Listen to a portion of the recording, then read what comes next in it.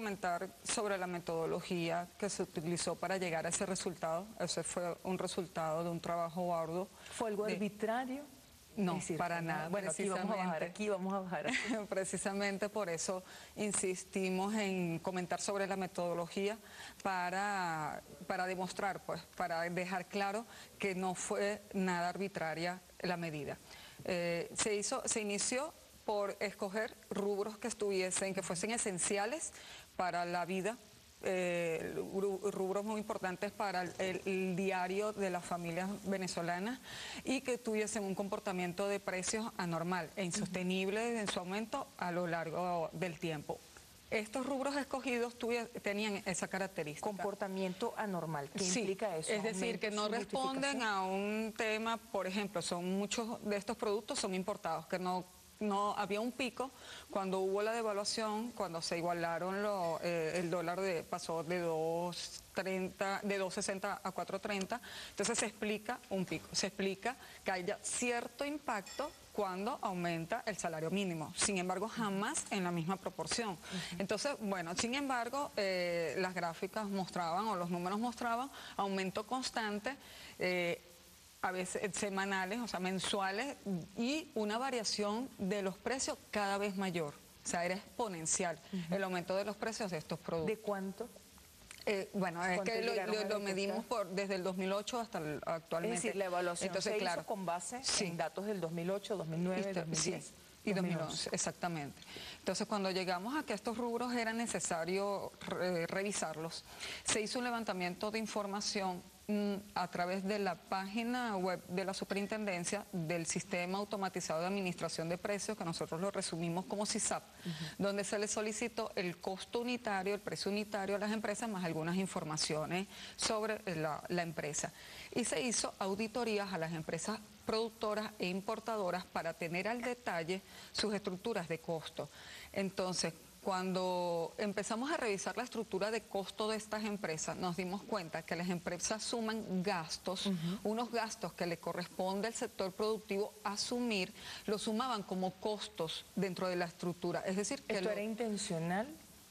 Es decir, se hacía con plena conciencia de que no se debía hacer. Bueno, hay quien dice, hay voceros que dicen que eso era normal, que las empresas trasladen el impuesto sobre la renta al precio. Por ejemplo, pero no, ¿qué encontraron? ¿Qué anormalidades encontraron? Por ejemplo, que que las empresas asumieran el impuesto sobre la renta como un costo, y eso no es, eso es un gasto, es un compromiso que tiene el sector productivo con el Estado, que deben cancelar, que deben pagar, porque ¿qué es el impuesto sobre la renta? Es un gravamen sobre la renta, sobre la utilidad de la empresa. Entonces, no es un compromiso que ellas tienen que asumir, no lo pueden trasladar. La usuaria y el usuario. Claro, a los que compran los productos. Entonces, esa es una irregularidad. Sí. En estos 19 rubros fue constante. No fue en todos. No fue en todos. No fue en todos. Por eso es que hay diferencias entre los márgenes de disminución entre unos productos y otros.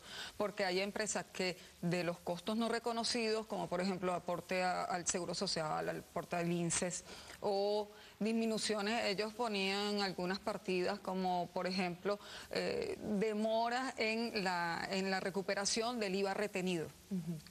Son parte de los gastos que debe asumir la empresa porque es parte de su inversión, o retraso en los dividendos por cobrar. ¿Cuántas irregularidades detectaron?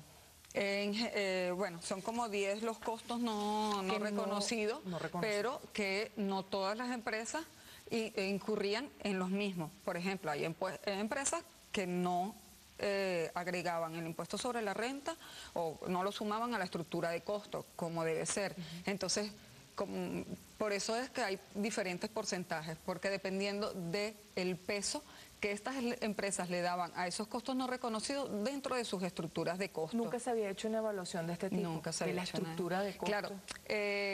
Por parte del Estado. Sí, el Ministerio de Agricultura y Tierra, en los rubros que ha ido regulando, pues ha hecho análisis de las estructuras de costo.